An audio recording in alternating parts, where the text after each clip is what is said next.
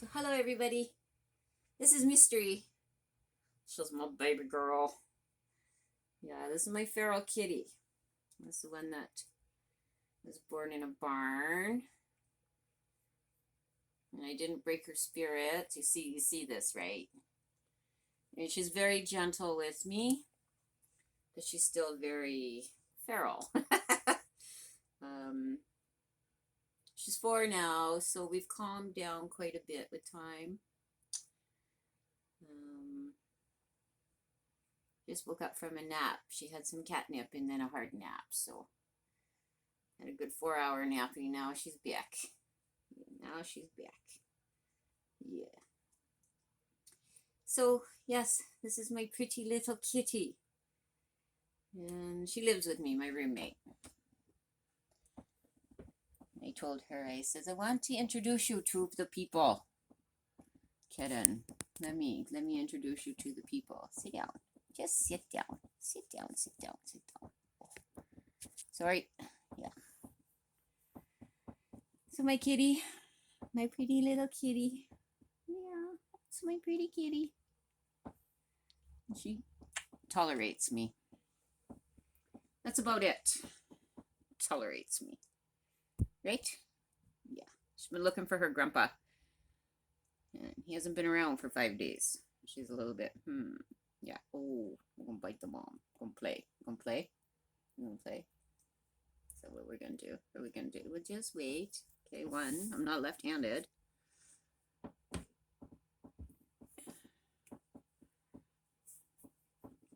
Get a little rough, but you know, like I said, when I first got her, I wasn't sure if hi. I wasn't sure if she was gonna stay with me or if she was gonna head back out into the wilderness where she came from. And I guess she chose to stay because she didn't move back out. Right? I wouldn't have forced her. By no means. If she wanted to live in the barn, everybody on the farm was okay with it because they'd had her fixed, so she wasn't going to reproduce.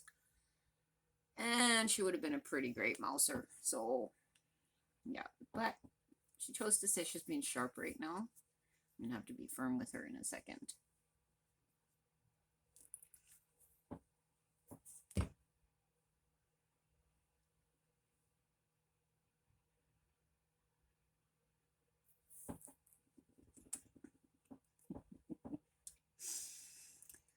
Anyhow, that's my mystery.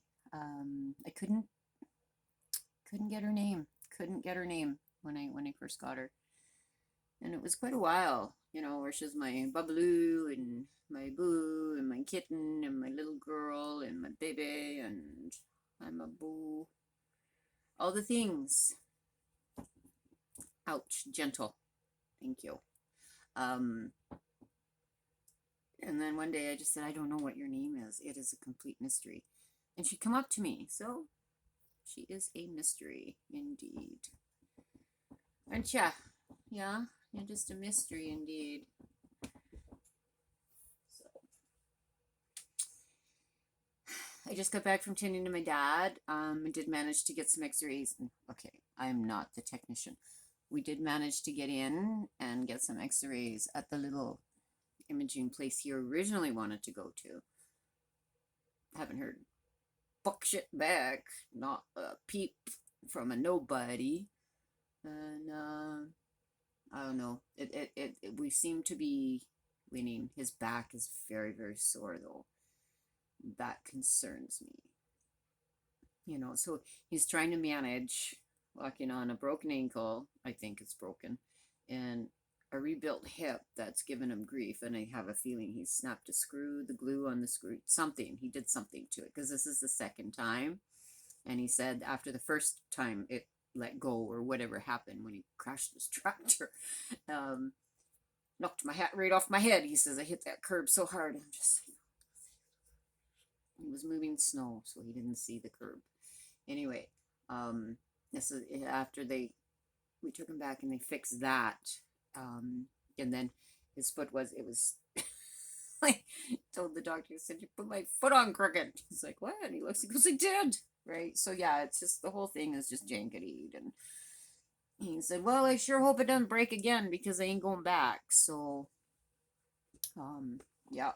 And he doesn't believe in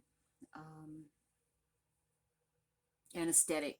He goes for the freezing and conscious sedation every time. So I guess the first time, I don't know, the doctor was hammering the hip bone, the hip ball, whatever he was putting in there, and Dad said he's laying there, and all he was thinking is, "Let me whack it. I'll whack it for you. I'll get it in there." You were awake? Oh yeah. Jeez, I didn't feel anything. He said it was frozen. I'm just, you go. Yeah, no, you put me the hell to sleep if you're gonna do anything to me that has to do with like ripping my engine apart, because I don't want to know, I don't want to hear, and I do not want to see, smell, nothing. Yeah, you put this little body down, bring it back, because I'm pretty sure that's what happens when they put you under, is they just kill you for a little while and then they revive you. Pretty sure, because everybody that comes back is so fucking angry. So anyway, just my theories. But I haven't heard anything about his x-rays, and so now, just now when I went over to tend to him, the tensor, we took it off because the nurse, after she x-rayed it, oh my goodness, she ever wrapped that bitch tight. Like, I mean, it's a oof, boy. Anyway, so we took everything off, and he just rested and just let it be free for a little bit. What the heck was it? Were we watching Highway Through Hell or something? And then he said, "Oh, I'll try that." And he kind of pointed to the boot thing. And then I mentioned the bruise. Did I mention the bruise? Did I share that with you? From the buckle on the thing. Well, I was looking at it once it was back on him. Like, I got a sock on him, and because last time they just put it right on his bare foot, and it's like, yeah, that's what it's what we do with the athletes. And okay, I get that.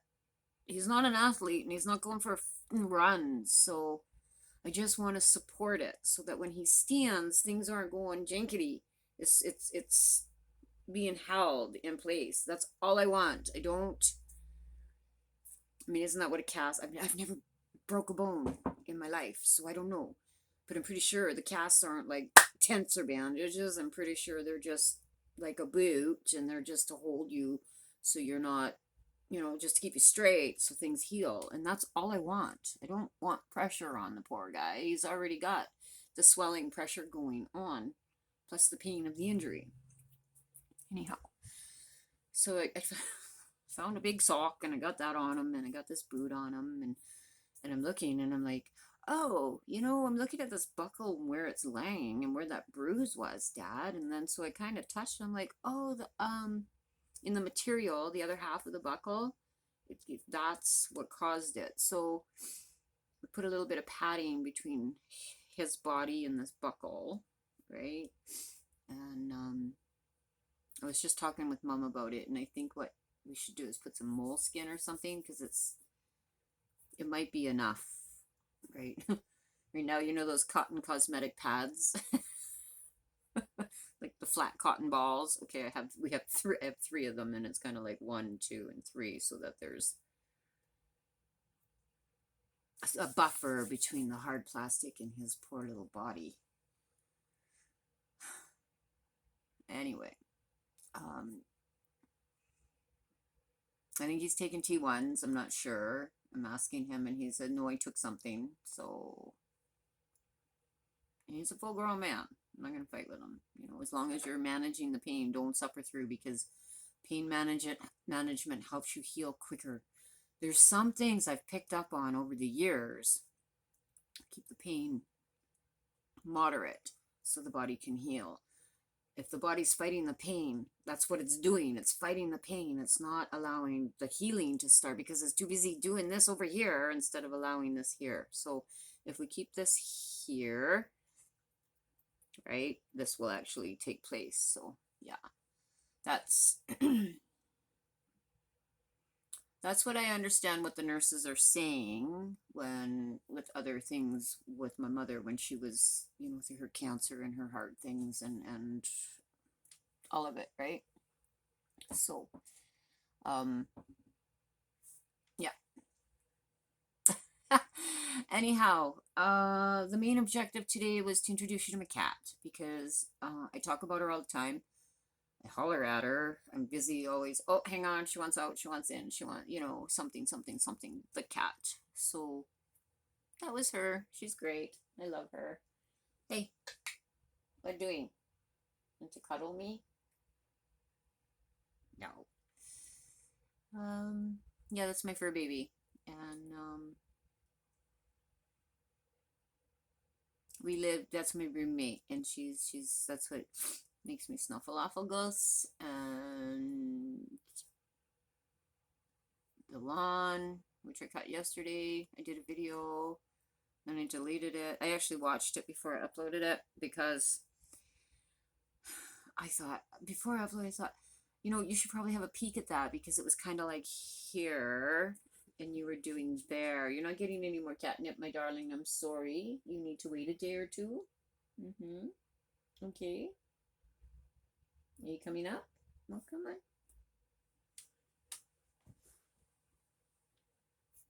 She already had some today. I mean, if she had it her way, we would live off of our green, but we can't live off of our green because, she plays and she rolls and then she sleeps hard. And me, I don't play and roll in mine, but, eventually I sleep hard too. So, we can't go through life like that. Sounds like a good way to go through life though. Just sleeping hard, man. Just sleeping hard. Anyhow, yeah, so I did get him in for x-rays. I haven't heard beep bop bucks. Not a word from any physician of any sort. Apparently in 2 days time I could take him back to the original clinic that we got a hold of to send the recreation. It wasn't a recreation, it was a requisition. Okay, requisition. I had them. Oh, excuse me, can let my cat outside. Anyway, in 2 days time they'll have the results. The GP, our GP, will have the results today. I just left there.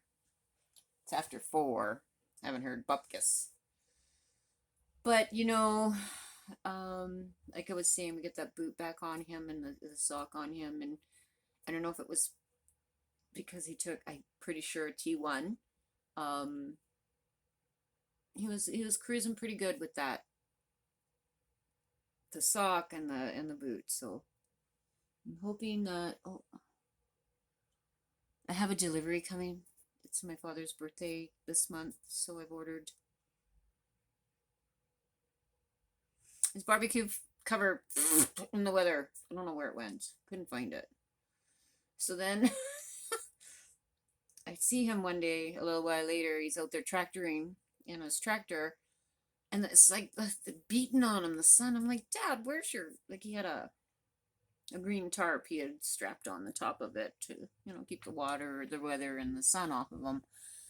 Where is your tarp? Oh, I put it on my barbecue.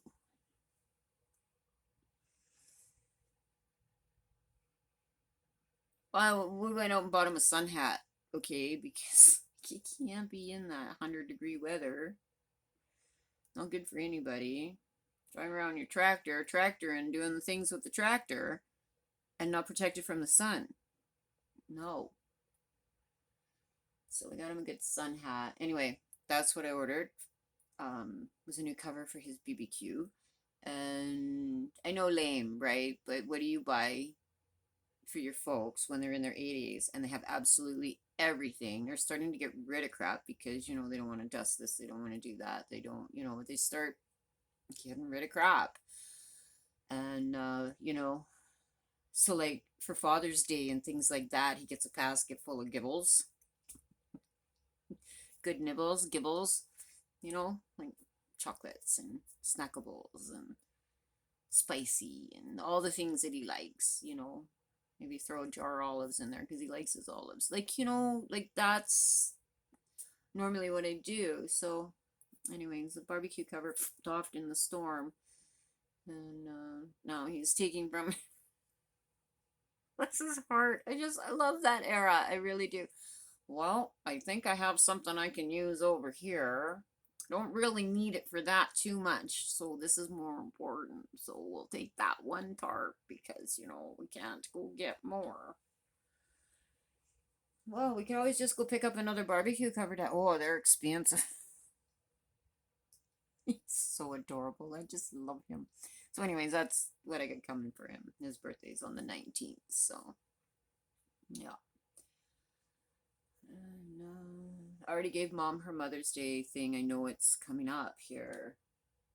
When is Mother's Day this year? I've already given her a gift though. I ordered I don't want any more crap. And I go, but this is this thing, Mom. And she goes, I don't want that. Right?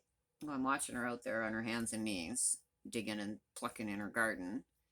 And this thing is really kind of cool. It's got like a super thick foam thing, like kneeling pad, and you can and it's got these metal handles, okay? And my friend's mom had one time, and I'm like, hey, that's pretty freaking amazing. I think my mother needs one of those. And I was telling her about it, and she's like, I don't remember. Anyway, that was a couple of years ago, and I let it go. And I don't know, I seen her out there, and now she's done her gardening, and I'm watching her try to get off the ground. I'm like, oh, okay. So I ordered it. Fuck it, I ordered it, and it came in right away. And so I just said, listen, this is your Mother's Day gift. It's super early, but you need it now, so please go ahead and open it. And so she opened it, and she said, oh, you got one anyway. And I said, I did, right? Because it's all folded up, and so she's like, so anyway, my other sister was with me, and she has one, so she pops it open, and she goes, look, like you can kneel, and then you got these handles to stand up with. And when you run out of the air that you run out of all the time, because she does, and then she gets all, I can't breathe, I need my water, right? Well, now she's going to go from her garden all the way into the house to sit down and have her water.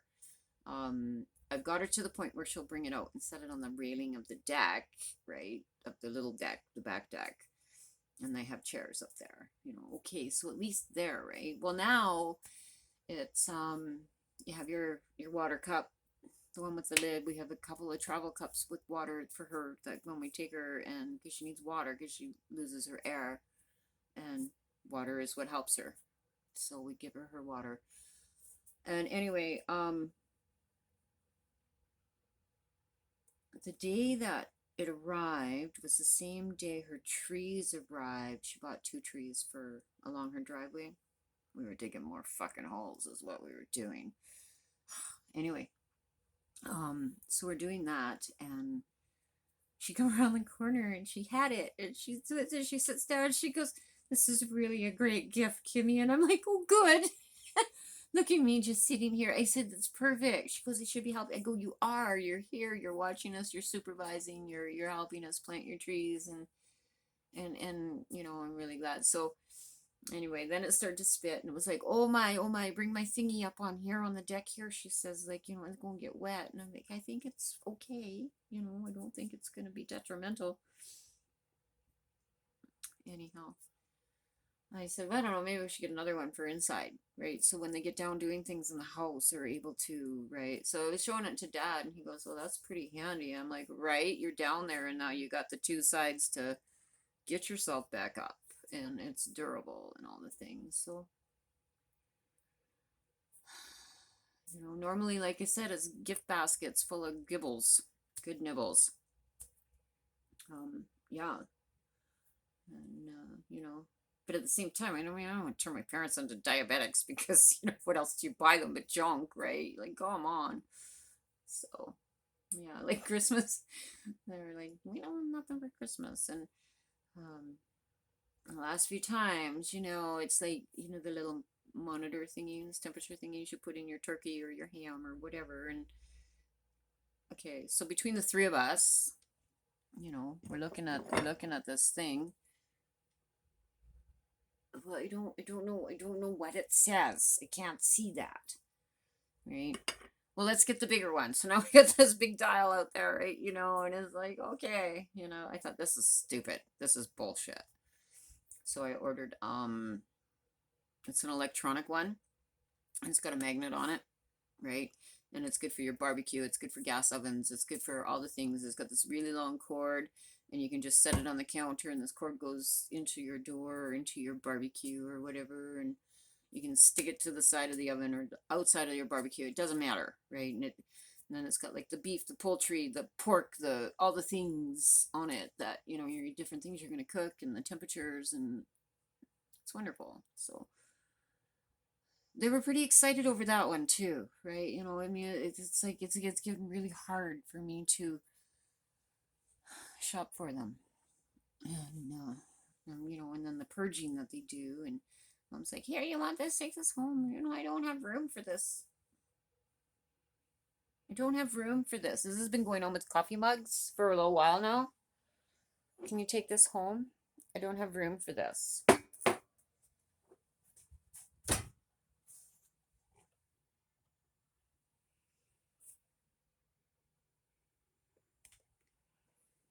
Because my little fifth wheel is so much bigger than your double wide modular home. I don't have room for this. You want to take this home? Yeah. Last time she said that to me, I said, "No, Mom, I'm sorry. I need to explain something to you." She said, "What are you explaining to me?" I said, "Well, the fact that I live in a fifth wheel, I don't have more space than you you don't have room for it. I sure as hell don't have room for it. Like, come on." She just started laughing. So that's okay. The reason that I kept the majority is when I get my camping stuff out and I do wash up all my camping gear. Some of those are going to go into my camping because I like my first cup of coffee in a real coffee cup when I camp. And once I've had one or two in the real cup, then I can put it in my to-go cup. But just to drink my coffee out of my to-go cups first thing in the morning when I'm camping is just like, no, it makes it wrong. Like, this is what I'm talking about. Makes it wrong. And I don't know, not my first cup. My first cup needs to be in a real cup. I don't care what color or size or what it says. It needs to be in a real cup.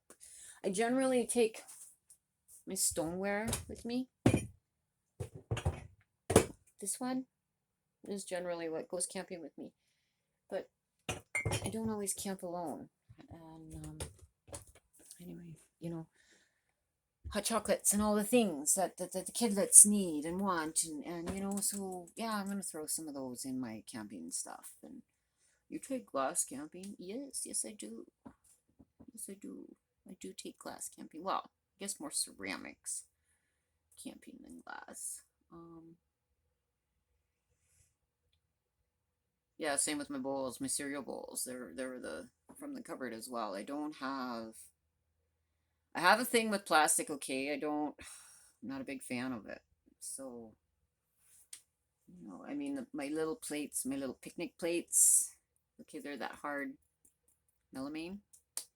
It's like a plastic, but it's like, if you were to do this, it would snap. Like, I do use those, but again, not my favorite. Not my favorite. So, and then I think, sometimes I think I should just invest in the metal ones.